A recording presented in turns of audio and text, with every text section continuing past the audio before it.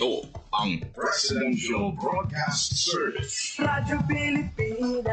Radyo Publiko ng Bagong Pilipinas para sa Bagong Pilipino. Naghahatid ng mahahalagang balita at impormasyon na guugnay ng pamahalaan sa sambayanan. Tulay sa himpapawid ng serbisyo publiko. Radyo Pilipinas. Radyo Publiko. Ang boses ng Pangulo. Sa Iloilo. Radyo Pilipinas. 585 AM. Usapang Agrikultura. Ang inyong source of daily agri-news. Talakayang siksik sa kaalaman. Hatid ay impormasyon mula sa pamahalaan. Pagpapayaman sa ating mga likas na yaman para mas mapaunlad pa ang isa sa mga paunahing kabuhayan sa ating bayan. Usapang Agrikultura. Dito lang sa Radyo Pilipinas.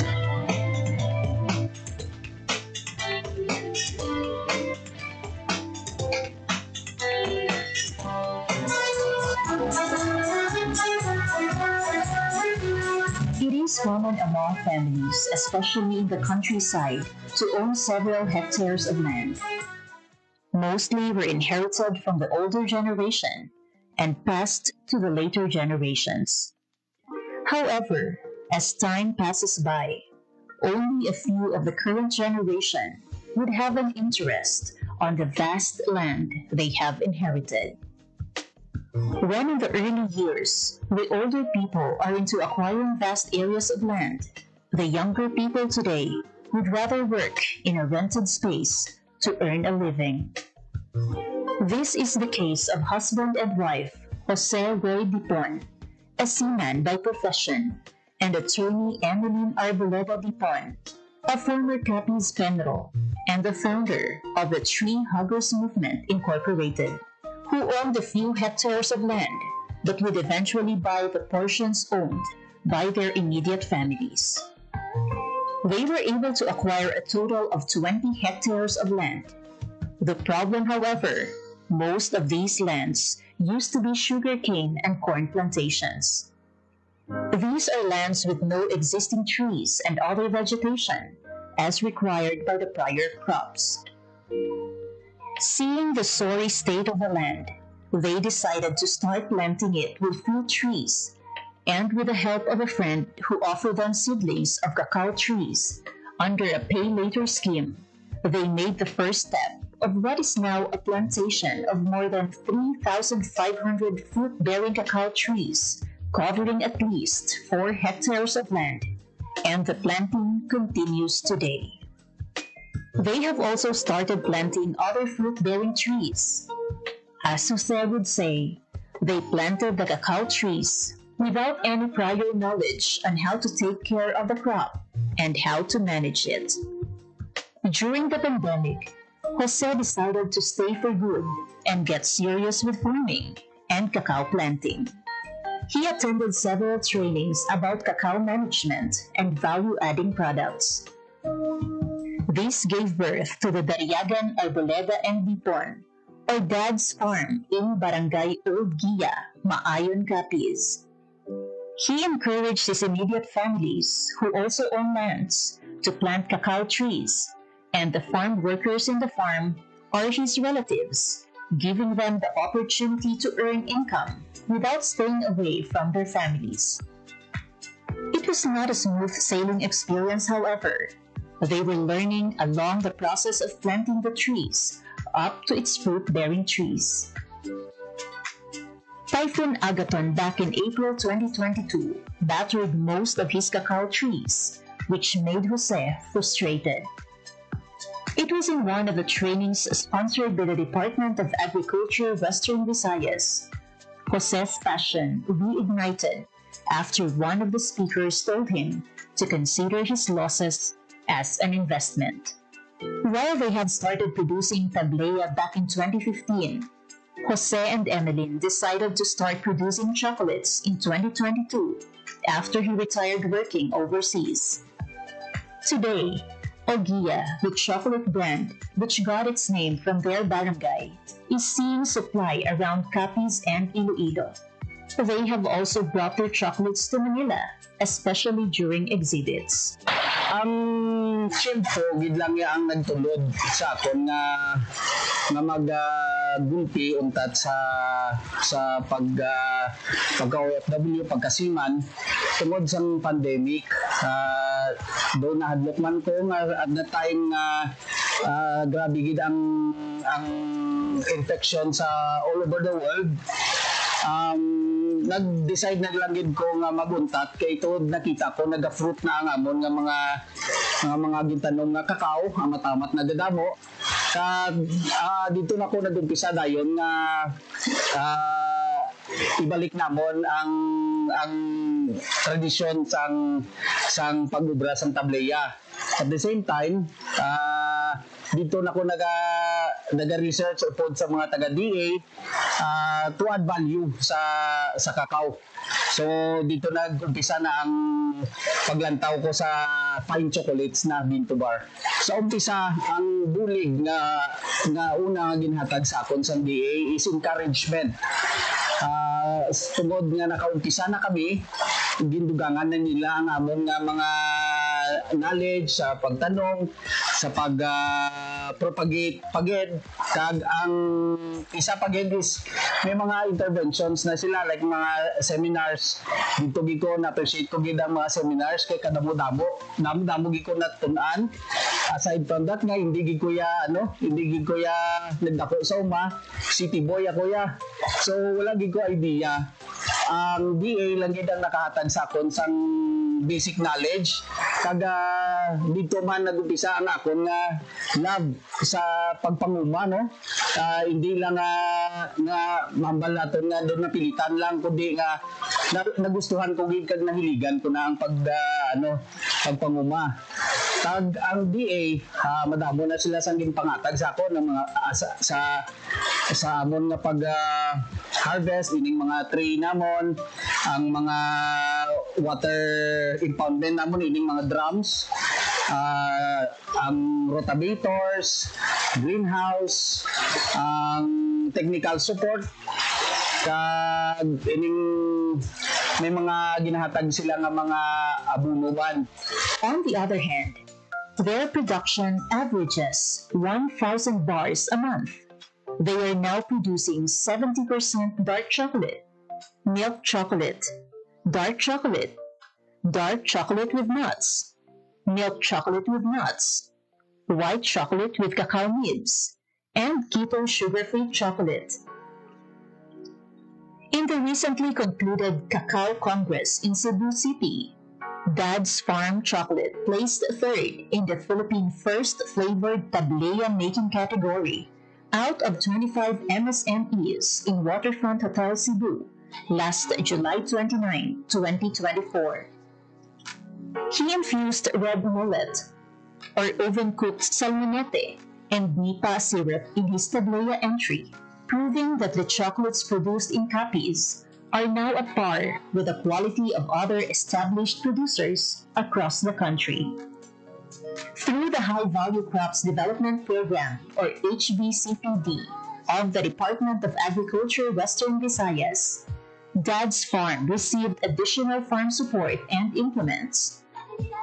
HVCPD provided them a rotavator, greenhouse, solar plastic, and drums for water storage.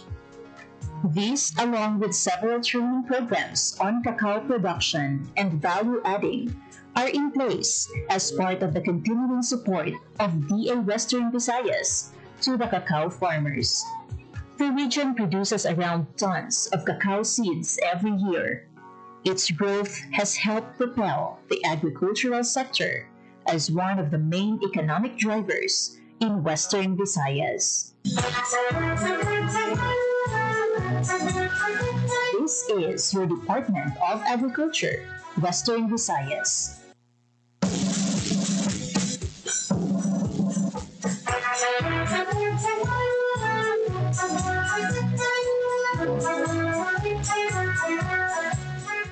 Maayong aga sa aton mga tagpalamati sa aton mga tumalanaw over Facebook Live and our full frequency sa aton radio station. Good morning, and sa aton mga farmers, sa aton mga fisher folk, sa aton naton mga agricultural technician ng aton the municipal agriculturist, subong man sa aton mga provincial agriculturist and city agriculturist, sa aton yung regional executive director sa Department of Agriculture Western Visayas, Director Dennis Arvia, and ang ating duha, the Regional Technical Director for Research and Regulation, Director Sir Nina B. Cuello, and ang ating OIC Director for Operation and Extension, Senior Director Maria Teresa Solis. Maayong aga sa aton tanan, and yung tabiyaw naton ang matatapos ng DA Western Visayas sa ating mga attached agencies na ibang tabit na nilubot sa sektor sa agrikultura sa kamayan nga aga sa aton tanan. Subong adlaw panibagong episode, isa na naman ka information ang aton ipalabot sa aton mga pagpalamati sa aton mga stakeholders, especially sa aton mga kauturan nga nagkaputok sa mga kasapatan sa aton livestock industry. Maging papinusulan dito maging mga episode. It's because maging paupod natin ang next in rank veterinary quarantine officer sa Bureau of Animal Industry, si Dr. John Roel C. Delario. Subong man makaupod natin ang veterinary quarantine officer sa Veterinary Quarantine Station 6, si Dr. Pearl Joy B. Herawa. Maayong aga sa ating tanan magkanamiyaw sa ating mga listeners. Yes, sir. Good morning. Sir Jan, good morning. And of course, in behalf of Dr. Nilo Pilingaya, atong General Veterinary Quarantine Officer under Bureau of Animal Industry, Veterinary Quarantine Region 6. I am once again Dr. General Hilario, the next in rank in Region 6. And kaya kami akong tanan sa mayong aga. We are very glad to be here. We are very glad for this opportunity to present our regulations for the idea of our farmers who are shipping their commodities. Good morning. Thank you, Sir John. Thank you gid sa taga DA Rafael sa paghatag sang kahigayunan sa amon sa bunga nga ma-share man namon ang mga regulations namon sa Bureau of Animal Industry Veterinary Quarantine Services Station 6 and mayong aga man sa tanan naton nga mga tagpalamti sa bunga aga. Yes, sa istorya natin sa mga topic na tawag natin na local shipping permit o online sa Bureau of Animal Industry. So, yung pamangkot, ano yung mga sapat o klase ng produkto ang kalakip nga kakinahanglan kuhaan sa bali local shipping permit o kung ang atong LSP para sa atong mga guerreros. Yes, sir.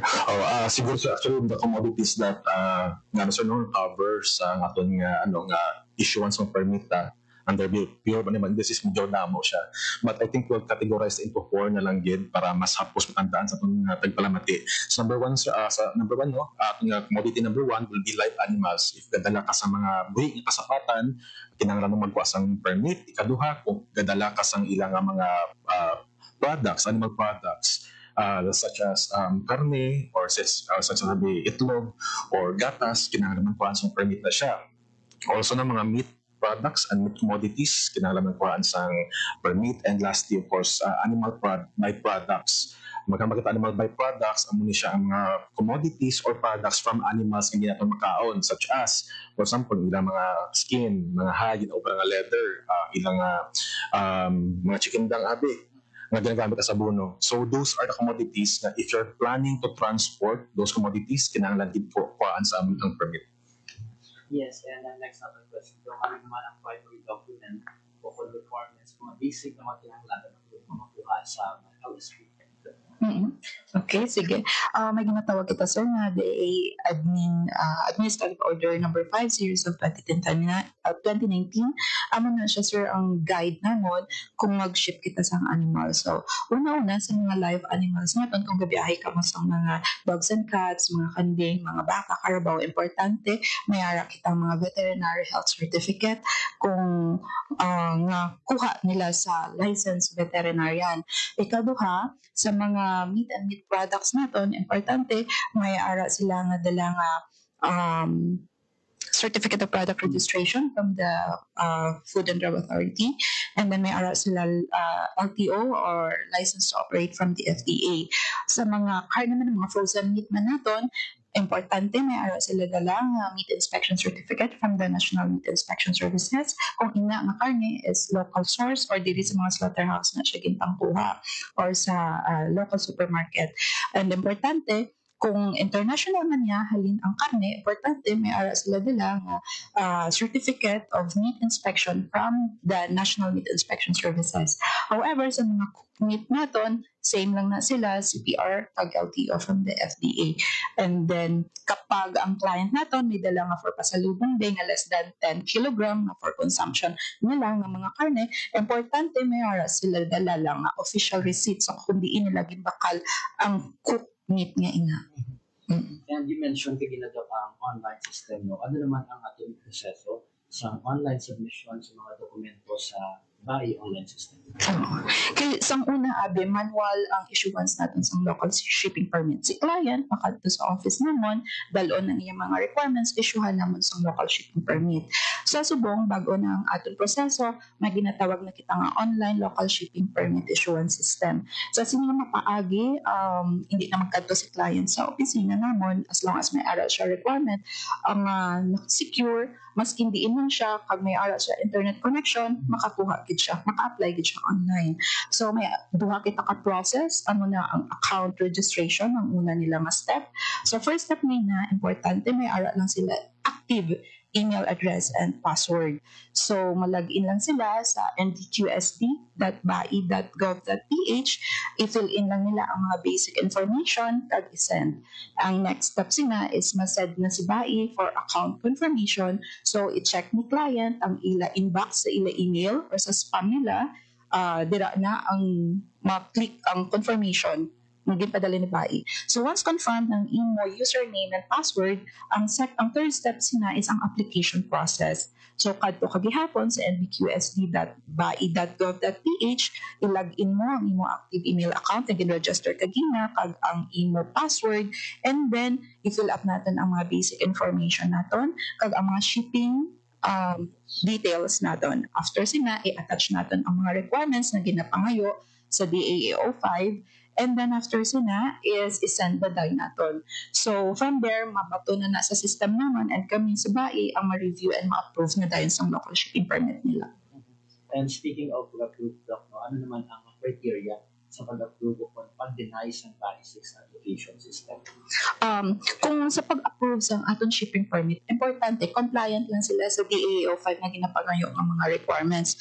So, pag-comply sila, approve sila. Once na ang mga cases na nagaka-deny ang ila application is, for example, kulang ang ila documents na attach. Ikaduha, sala ang na-indicate nila na shipping details, kalang sala man ang documents na attach nila, or probably may error sa documents, o di kaya expired ang documents na na-attach, amo na ang mga kaso nga nagaka-deny ang ila application. And ano naman daw ang kita, for example, for some instance, kung sala sa online application? So once mabato na sa amon ang application nila kag i-review namon and makita namon nga may ara sila sala sa ila application, automatic may ginatawag na return to sender. Ang application mabalik kay client and then may comments na siya halin sa BAI. So for example, nag-ship ka bisang dog and then sa documents mo wala mo ma-attach ang veterinary health certificate kag ang vaccination record niya, mag-comment lang dito si BAI, please attach your veterinary health certificate or the vaccination record. So kinahanglan si client na-comply na siya and then i-resubmit na liwat ang i-application para ma-review liwat. And speaking of time frame naman yan daw, ang patutuyon mo ka ng time frame para sa pag-proseso ng application pagkatapos ma-submit sa online local system, yung online local shipment permit system. So, may ara kita 3 days na processing para ma-approve ang local shipping permit nila. Ang schedule for review and approval sa permit natin is from 8 a.m. to 5 p.m. So, kung gin-apply natin ang atong local shipping permit at 8 a.m., before 5 p.m. may ara na kita status ang atong local shipment LSP. So, si client, importante, ma-refresh niya ang iyang portal para ma-check niya from time to time kung anong updates ang iyang local shipping permit. And then, kung may senaryo nga 5:30 nga bisang hapon na gin-apply ang iya local shipping permit, ang review sina the next day na at 8 a.m. So if ever si client nang di repeated ang iya errors na pagdamo gid siya sala during application niya, kami sa BAI Veterinary Quarantine Station, we make sure ginatawagan lang naman ang client para hindi magbalik-balik ang iyang application pag makayon niya ang tanan-tanan ng mga sala. So from there, hindi nakalabuot sa 3 days, ma-issuehan din siya sa local shipping permit na.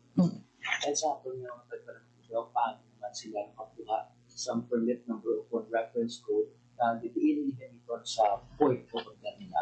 Okay. So, upon na application ni client sa portal naton, ang reference code or ang permit number, automatic na siya nag-generate ni BAI sa system nila. So, ang aning na permit number, amo naman ni ang maging basihan sa mga veterinary quarantine inspectors naton sa tanan nga airports kag seaports nga pag-aagyan sang ila shipment kagang ina i-make sure dira na ang basihan kung ang ina nga permit is legit or hindi fake or hindi siya recycled. And once again, sa ating mga tagpalimati, we're listening sa ating mga personnel from the Bureau of Animal Industry. And sa next natin nga question, Doc, speaking of reference code na mention natin and permit number, ano naman ang dapat ihatag sa border control officer sa airport o puerto pag-abot, especially when we are talking about mga papeles, mga reference code o mga QR code. Okay. So for example, si client na-approve na ang iya local shipping permit na, magabiyahe na siya. So sa tanan nga airports at seaports na agyan niya, kinahanglan i-present niya ang printed na local shipping permit na issued by BAI and then ang mga attached documents. So ang kinahanglan na kapag veterinary health certificate, kinahanglan original gid na siya. Ang mga meat inspection certificate, certificate of meat inspection, kinahanglan original na. Ang mga handler's license, ang mga livestock handler's license, transport carrier, pwede o ang other documents, pwede kahit photocopy na lang. And may ara ba rin, Doc, bayad para sa pagkuha sa mga permit online kag paano yung bayad? Okay. So, ang pakatandaan natin, ang BAI local shipping permit is free na siya, wala na siya bayad. Okay. Paano naman masunod, Doc, ang mga security protocols, the data privacy naman niya sa pag-upload sa makapig natin ng mga sensitive mga information? Okay. So when it comes sa mga data nga gina-upload natin online, BAI make sure na secure ang aton data. So una sa tanan, ang aton account or ang aton username naka-embed na siya sa may system ni BAI. And then si BAI, wala na siya gagamit sa mga open source na Microsoft. And then ikaduha, may ara na siya, nakasubscribe na siya, sir, sa SSL to make sure nga ang website is safe, hindi siya ma-hack, hindi siya masudlan sa mga virus. And then at the same time, may ara na sila ang ato ng mga BAI IT personnel, naka-sign na sila sa non-disclosure agreement na hindi nila pwede i-leak ang information and maging liable sila once ang amo ng information is nagagwa. And then BAI also invest millions of pesos para maprotektahan ng firewalls ang aton nga website. So rest assured nga ang aton mga shipper, ang aton data is protected by BAI. Yes, and ano naman, Doc, ang mga protocol kung may mga preventive quarantine, inspection, o sampling sa sapat o produkto ng ginagamit? Okay. Yes, sir. Usually, sir, before mag-transport sa permit, we have, of course, the requirement that was mentioned ni Doc Pearl. Dira pa lang makita ta kung ayan sila, compliant sila sa ating DAO number 5, series of 2009, na supplemental nga issuances. So, kung okay sila dira, after that, mag-ship na sila, malabay na sa ating mga airports and seaports. So, paglabay nila dira, dapat ang mga documents nila ipakita nila para ma-properly check sa ating mga veterinary quarantine officers and inspectors. So, in the process dira, they will be checking not only for the documents, kung okay ang documents, but they will also be checking for the commodities. Kung commodities na is ayan okay, for example, for meat natin, kung sound siya kung fit for human consumption, kung animals natin is healthy. And ayan, kung ang documents ta, kagaton nga shipment ta, ang live animals or aton nga commodities ta abi, consistent ang details. Kay kisa, although kisa pareho ang okay ang shipment, okay ang documents, kisa magkaiba. So those are the things that we are checking to make sure na compliant at mga shippers and tapos safe man kag healthy ang receipt ng commodities from the origin kato sa destination. Paano naman, Doc, no, coordinate sa bayan, yung commissions, customs, yung chamber of customs, mga port authorities, airport immigration? Alright. Actually, sa ano sir, depende sir, actually sir, sa ano no, sa concern natin if the concern natin is domestic or international.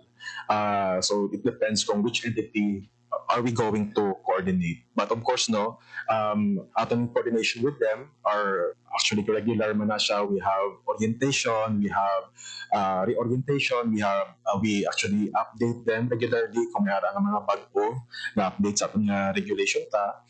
Also, as I said earlier, kung depende sa concern kung ayhan international siya or domestic. Normally, if kag-convince lang per pag-agi. For example, kung baagi sila sa airport, we'll be coordinating with, of course, the PNP MCU or PNP natin sa airport and also the Civil Aviation Authority of the Philippines. Kung ano naman, kung malabay sila sa seaport, makoordinate kita with either the private port or the PPA, Philippine Ports Authority, and of course, the Coast Guard as well, and atong PNP sa mga port as well. On top of that, if domestic ang concern, on top of those we mentioned na mga agencies, usually we contact with LGU. However, kung international naman siya, we coordinate as well with the CIQ, what we call CIQ, or the Customs, Immigration, and Quarantine na group. Kasi those are our partners kung international naman. And ano naman ang proseso when you're talking sa renewal o ang pag-extend sa online permit kung kulang pa ang validity? Okay. Ang local shipping permit natin is valid for 7 days. So, hindi na siya pwede ma-recycle or magamit ni Mulawat. So, for example, in 1 day, mabiyahe ako pa kadto Guimaras, makuha ako local shipping permit from Iloilo to Guimaras. Kapag kahapon, kung from Guimaras ako, mabalik ako Iloilo, kinahanglan, magawad ako liwat sa shipping permit from Guimaras to Iloilo. Ang mga requirements na gina-attach dira is kinahanglan bag-uman. Hindi man pwede ma-recycle ang mga documents na gina-attach nila. So, kuha naman sila sa bagong mga requirements. And talking about penalty of fines, dapat naman ang mga penalty o fines for example, magsala sa protocols pareho sa late submission o kulang na dokumento. Okay. So, for example, ala na sila sa seaport or airports and upon apprehension or inspection sa mga veterinary quarantine inspector naton and nakita nga isa ka scenario abi is kulang ang imo nga documents nga nadala. So, paghahatagan ka sa within 24 hours para ma-settle mo ina mga minor violation nga makahatag kami consideration. Pero however, kapag ang imo case is mga fake documents, gin-recycle ng documents, gin-tamper mo ang documents, automatic na siya return to origin. So, return sa ginhalinan niya, ang amon magiging sanction dera. Or, ang ina nga return to origin, ikaw na mabayad sang shipper sang gastos mga pagpabalik mo sang animals.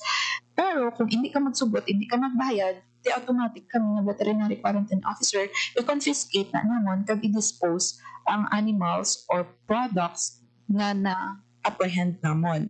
So, from there, mga serious violation, like for example, upon inspection namon, nakita namon yung may sakit ang animals, although may mga documents siya, automatic confiscation na siya kag disposal. Kaya kung may sakit ng sapat, hindi naman pwede i-release, kaya mo na magiging source of maglapta ang sakit.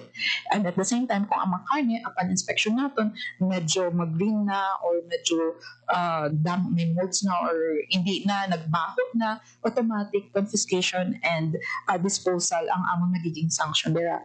So kung ikaw, nakakommit ka sa various serious violation, ang amon sanction na pwede na siya nga mag-blacklist ikaw, hatagan ka namon sa show cause order, and then pag na-prove niya guilty ka, pwede ka mag-blacklist na ni Bai. So meaning blacklisting, hindi ka na allowed to ship or to transact ang any transactions of Bureau of Animal Industry. So, ano na siya, sir?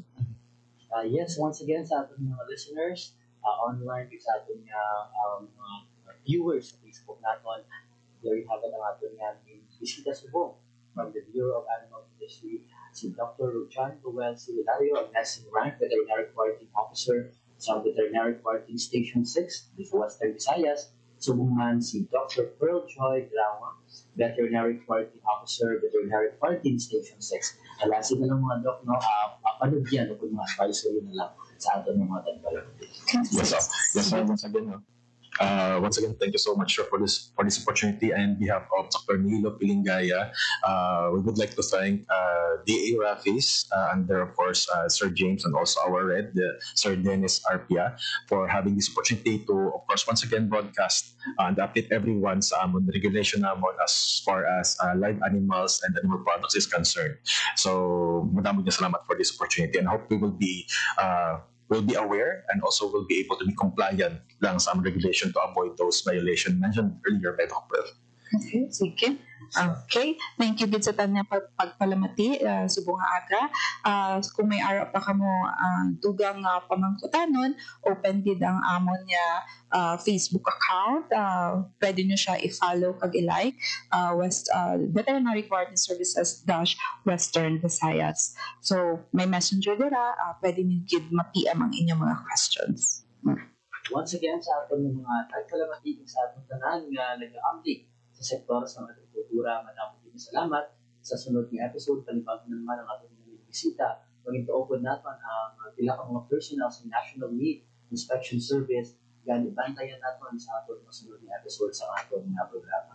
Sa liwati ni si John Candelario from the Regional Agriculture and Fisheries Information Section sa Department of Agriculture, Western Visayas. Maayong aga sa ating tanan.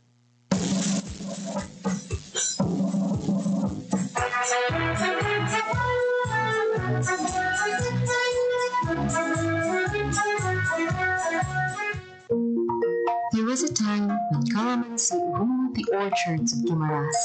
Its scent, its promise, its profit. But as years passed, the trees bore fewer fruits. Pests, aging groves, and changing markets slowly pushed this once booming industry into the background. For decades, calamansi farming was a way of life in Guimaras. Families built homes, sent children to school, and supported communities, all with the help of the small but mighty citrus fruit. But nature had its way. Trees aged, pests spread, and many farmers turned to other crops, hoping for more secure returns. Still, the spirit of calamansi never left. And today, its story is being rewritten. Sa unaya, ang amon nga production sang kalamansi, syempre gamay compare sa subong kay sa unaya yang dapila pa man ang kapuno kay dayon ang amon nga mga hindi bakal sang kalamansi amon nagyapon ang ginadala sa Bacolod kay ginadala sa Iloilo.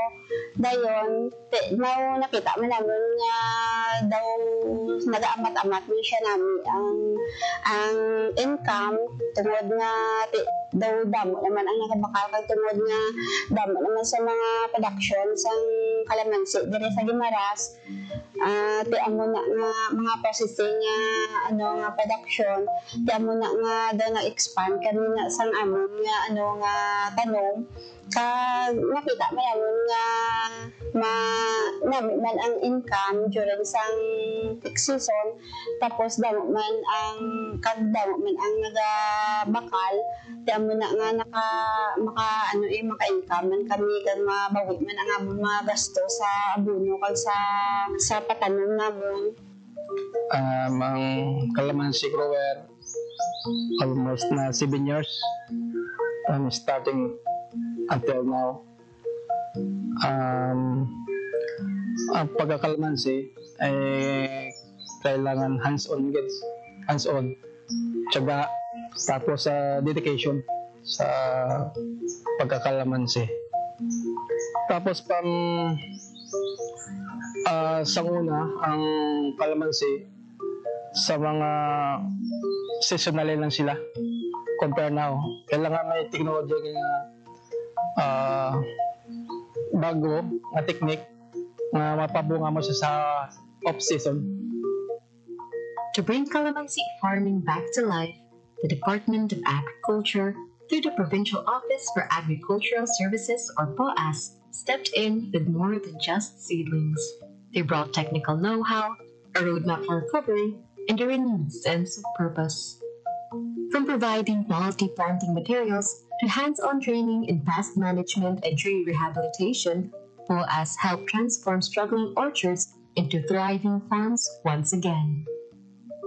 Farmers also receive post-harvest training and access to support facilities, making sure every fruit harvested is fresh, clean, and ready for the market. Okay. Now, for the specific intervention sa calamansi industry sa probinsya San Guimaras, the Provincial Office for Agricultural Services is crafting a roadmap dated 2025 to 2029.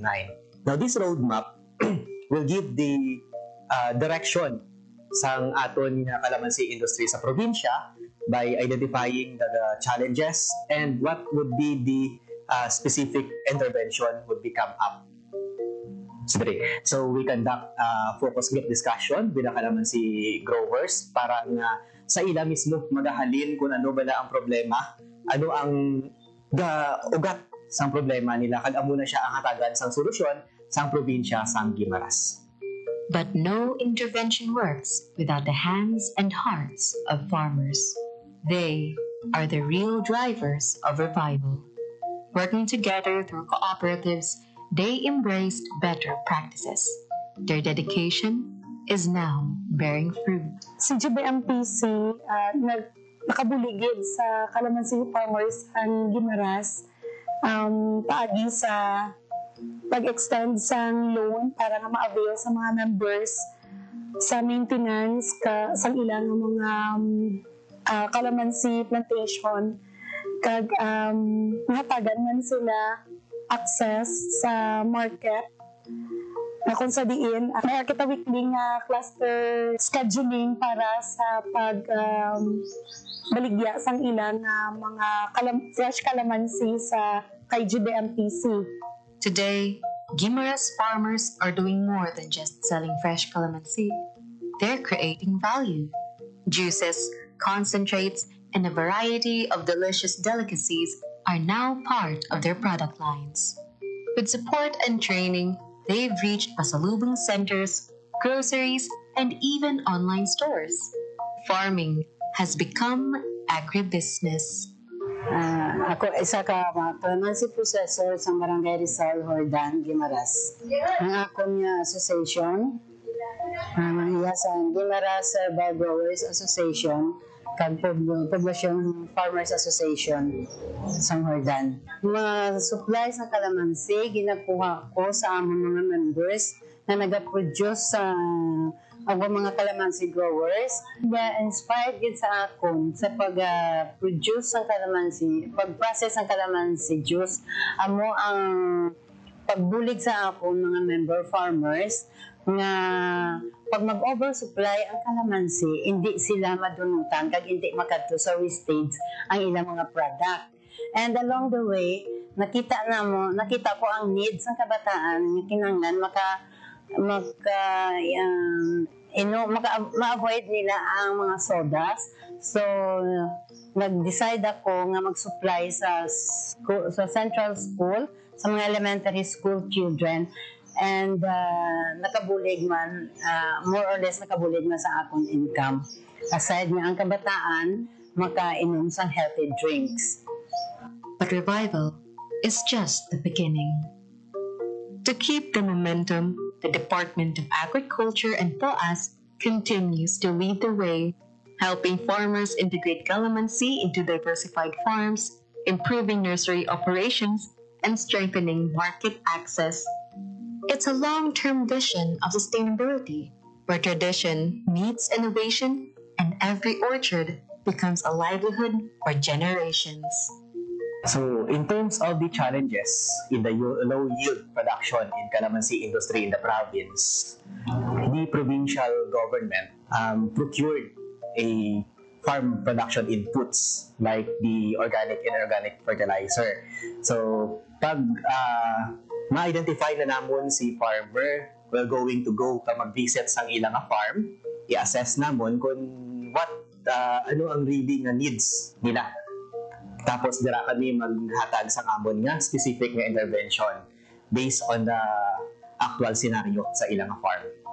Through POAS, may ara kami isang naka-reserve na buffer stocks of the pesticide and insecticide. So, ang himuon ng farmer is mag-submit siya sang report nga may infestation sa specific nga peste sa iyang kalamansi, and then ang POAS is magakato sa ilang farm ka maghatag sang nagakaigo nga technology upod na ang mga pesticide and insecticide. Limited market access. Amo na siya ang isa ka nakugid nga challenges nga ginatubang sa aton nga kalamansi growers diri sa probinsya. But sa liwat, nagapasalamat kami sa Department of Agriculture through High Value Crops and F2C2 nga sila naghatag sang processing center diri sa isa ka cooperative sa probinsya sang Guimaras. Now, ano ang makabenepisyo sina? So, ang mga farmers naton sang kalamansi growers is direkta nga pwede makabaligya sa cooperative, which is the Guimaras Brethren Multipurpose Cooperative. And then, the Guimaras Brethren Multipurpose Cooperative, amo na siya man ang mag-cater sang other nilang nga supply, kaya ginabaligya mo na siya outside in the Guimaras. So, ang role ni province is to connect the farmers into the cooperative. From struggle to strength, from decline to resurgence, calamansi in Guimaras is more than just a crop. It's a story of resilience, reinvention, and the enduring spirit of a farming community that never gave up. The future is bright, the fruit is green, and the comeback is real.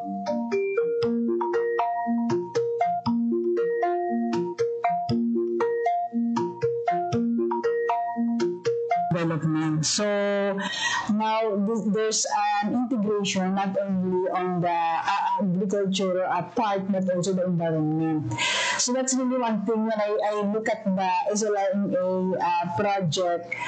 That's one thing that attracts me because I know that this is not just a one-shot deal project. No? So apart from the 5 years, I know because it also has a research and development component, and the LGU is visibly and is really serious about this project, and I think it's just rightful that the LGU also should be serious about this project.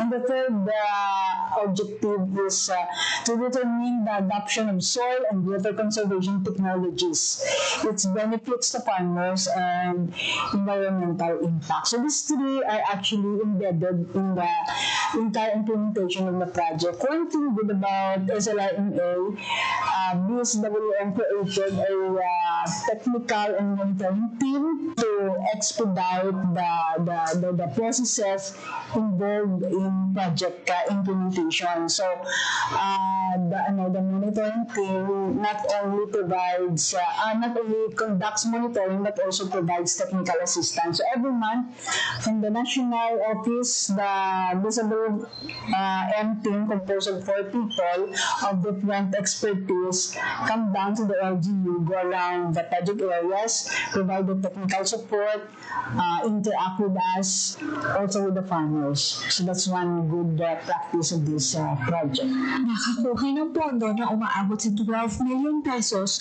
mula sa Department of Agriculture, Bureau of Soils and Water Management at mula sa Department of Agriculture National Corn Program at naging instrumento sa pagpapabilis ng implementasyon ng proyektong research and development sa mga bukirin ng mga magsasaka.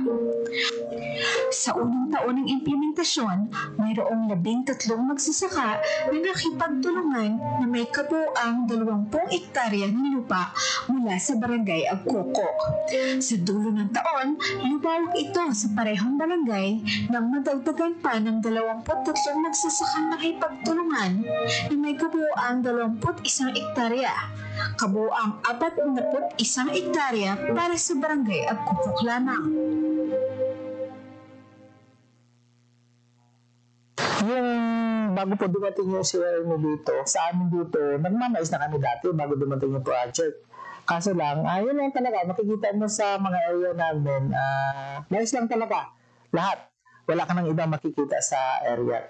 Tapos, siyempre, hindi din namin alam yung about sa tinatawag nilang contouring. Si kapawabalot. Isang una, paray, mais. Lakot lang na sa umana, mais. Mga dagmay, mga balingoy.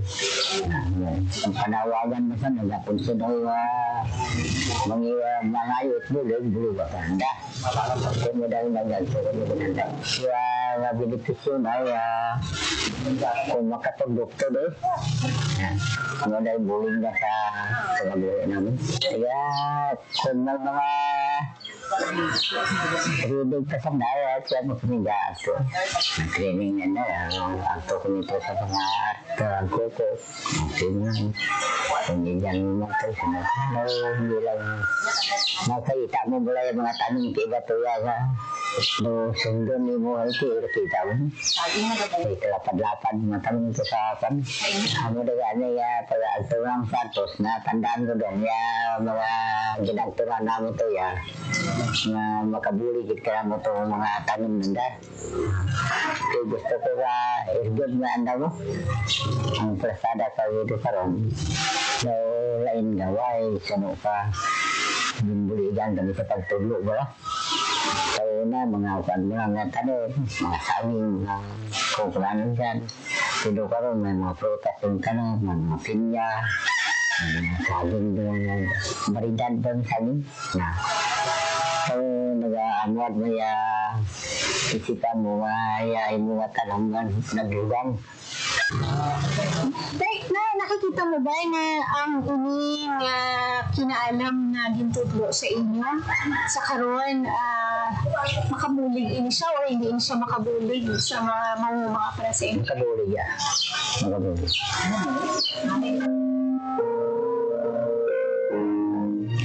Sa ikalawang taon nito, lumawak ang proyekto ng SLRMA sa Barangay Cristina na may 23 magsasaka sa kabuang 22.5 na hektarya. Sa ikatatlong taon, lumawak ito sa Barangay Epelio na may 10 magsasaka sa kabuang 27.4 hectares. Sa ikaapat na taon, nagsagawa ang proyekto sa Barangay Candelaria na may 16 na magsasakang nakipagtulungan na may 20 hektarya. Sa kabuuan, 85 magsasaka ang nakipagtulungan na sumasaklaw sa 110.4 na hektarya.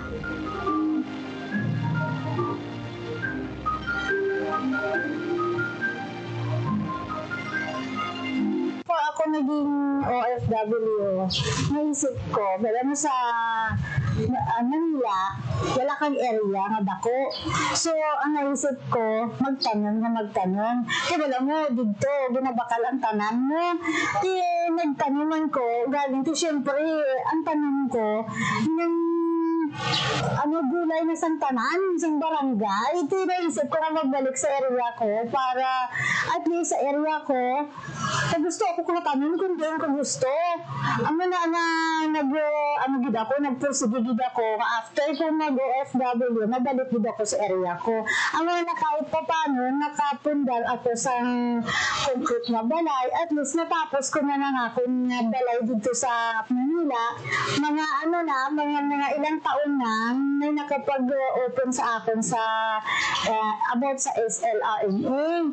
Bali, ang tiyo ko nga nag-approach sa akin na basta gusto mo na mag-tanong sa mga produkto, mga fruiteries. Di sa akin wala mang problema kasi ako gusto ko magtanong.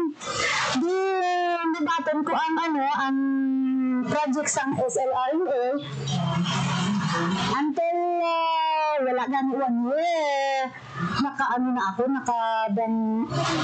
Naka-income na ako. Actually, ang na-income ko, dako-dako nag-isa na ibibig sa akin sa mga kinawala sa balay, sa mga needs namin, sa mga bata. Dako-gid ang pasalamat ko sa SLRMA na amat-amat. Kaya siyempre, hindi man din kadako ang gintao sa SLRMA, pero pero amat-amat nag-iara na gala nga sa mga soccer.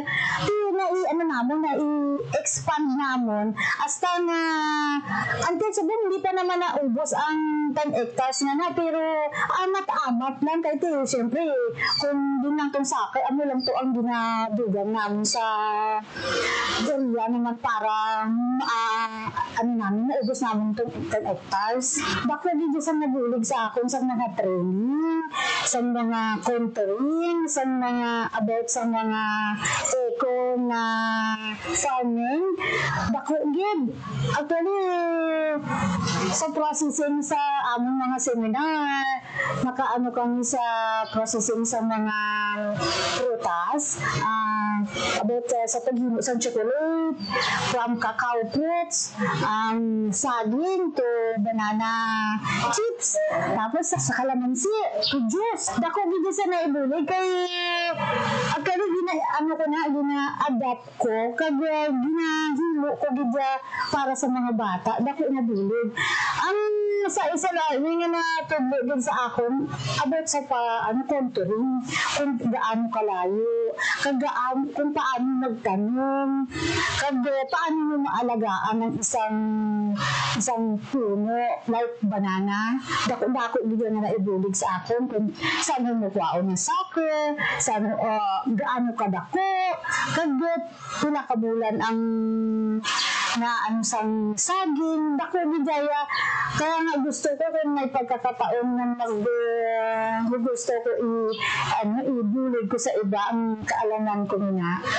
Willing ako na magtao sa kaalaman ko nga natutunan ko sa SLRNA.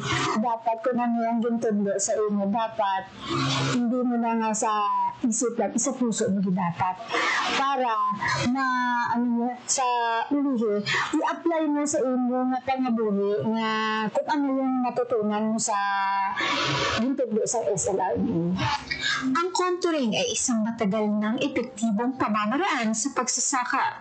Ito ay tumutulong sa pagprotekta ng lupa laban sa pagkaubos at pagkaguho. Ang proyektong SLRNA ay nakatuon din sa pagbibigay ng mga farm inputs para sa produksyon ng mga magsasaka.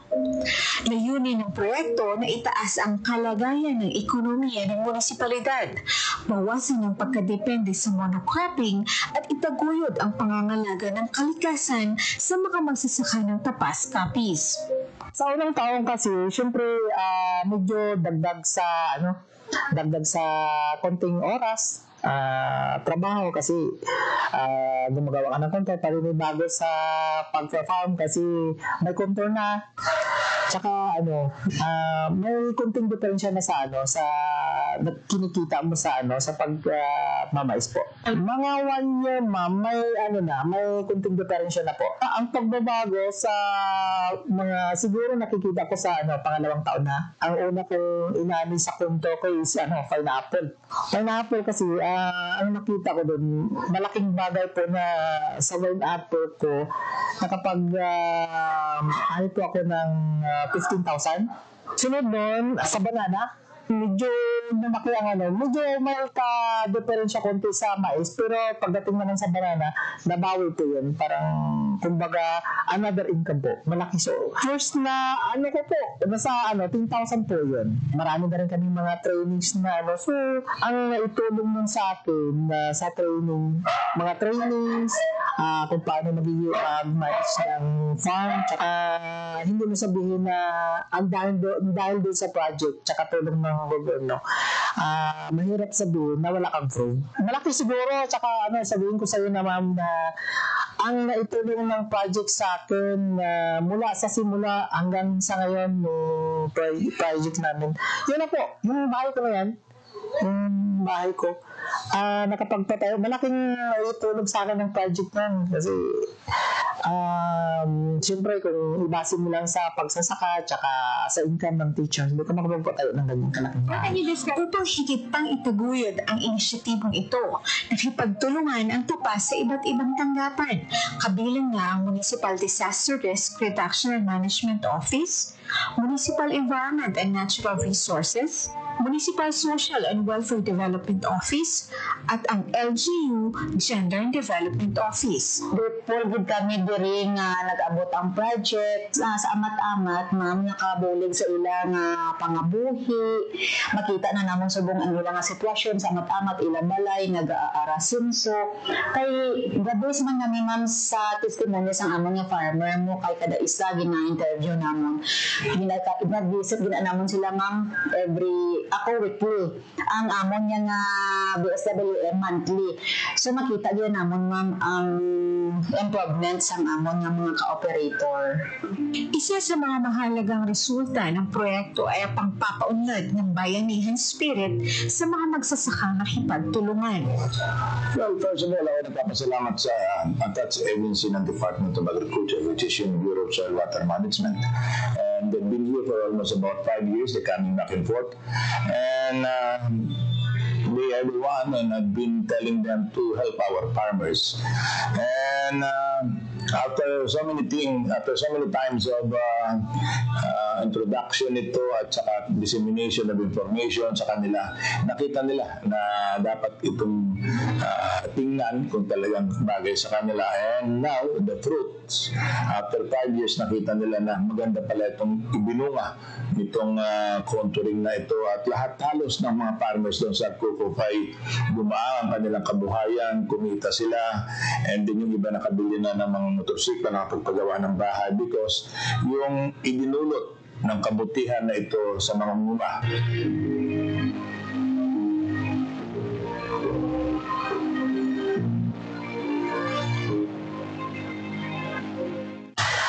Malaki po ang pasasalamat ko sa mga taga-BSWM Department dahil po doon sa proyekto ninyo po, malaki pong tulong at saka pagbabago ng pamumuhay namin mag-asawa. Gaya ng dyan, kung nakikita ninyo sa akin, maliit lang yung dyan, ma'am, yung pinapakita ko sa inyo, maliit lang yun, nasa 24 lang yan. Pero ang income yan sa isang taon, sasabihin ko siya, mahigit mga 50,000 yan. Ang income yan. Maliit na nga yan, ma'am, kasi ano yan eh, kumbaga integrated talaga. May kalamansi, saging, kakao, mais, may mga talong, may mga ano din yan. Basta marami po yun, ma'am. Malaki talagang pasasalamat ko sa BSWM dahil sa mga trainings na pinarating nila kasi dahil doon marami kami natutunan, lalo na ako. Ako, ma'am, lahat na trainings ko, ina-apply ko yun.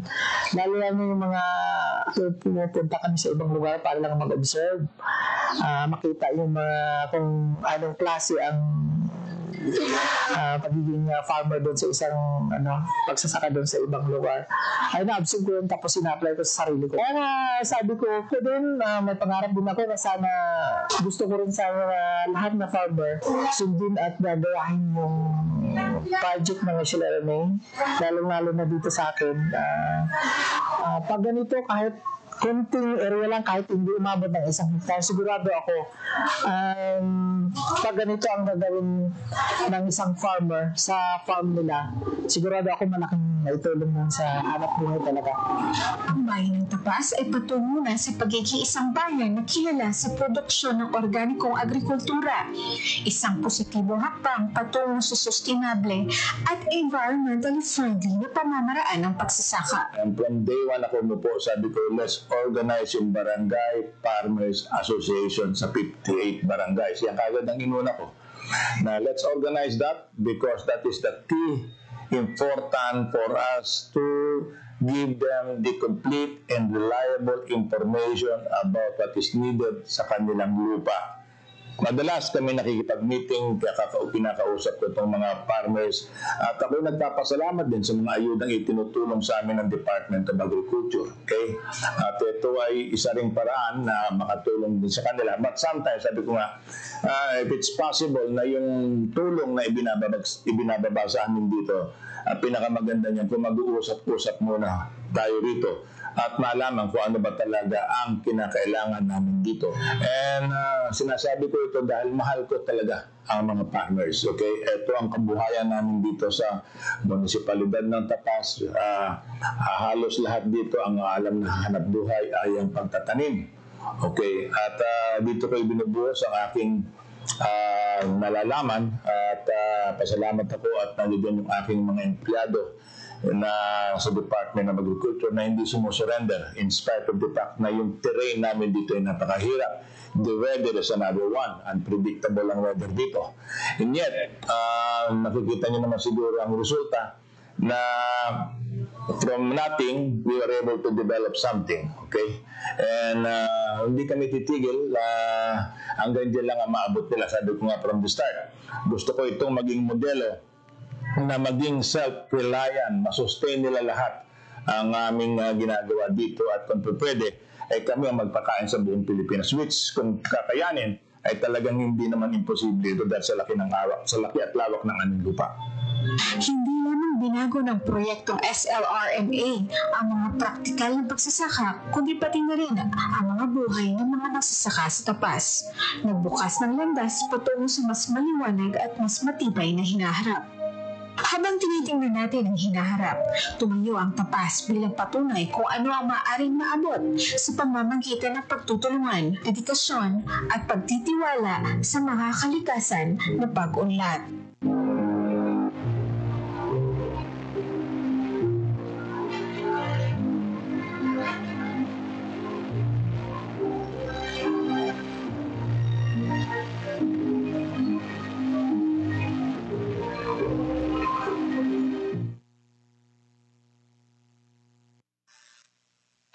Hatid ay balita, impormasyon at sari-saring kaalaman tungkol sa sektor ng agrikultura sa ating bayan. Usapang Agrikultura kasama ang Department of Agriculture. Alamin ang mga hakbang ng administrasyon para mas mapaunlad pa ang iba't ibang industriya agrikultural at pakinggan ang mga proyektong handog sa mamamayan upang mapalago ang kanilang mga kabuhayan. Usapang Agrikultura, Lunes hanggang Biyernes, alas 5 ng umaga, dito lang sa Radyo Pilipinas.